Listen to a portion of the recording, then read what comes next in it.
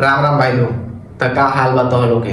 हम खेसारी भैया के टॉपिक पे बात करे जाता नहीं भाई। हमके बात तो करे के ना चाहिए, अगर हम बात भी करो तो नहीं तो कुछ भाई बात हुई ना तो भाई ये मत कहिए लो कि हम जातिवाद करते नहीं चाहे सपोर्ट करते नहीं। भाई जो सच्चाई बा वही के बारे में हम बात करे जाते नहीं।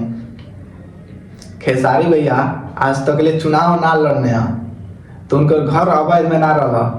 एक बार जब चुनाव लड़ने हैं वो भी आरजेडी से तो उनका घर के तुरंत नोटिस आ गए मरते। अब हमारा ये नहीं के समझ आवत कि खेसारी भैया के आरजेडी में अला के बाद उनका घर पे नोटिस कैसे आ गए मरते। उनका घर आज के तो बनल ना हुई भाई, नाइयो भइल हुई तो 4-5 साल भइल हुई ना, लेकिन 4-5 साल में का वो खेसारी भैया के घर अवैध में ना रहे जो टूटे खातिर नोटिस में आ गई बा।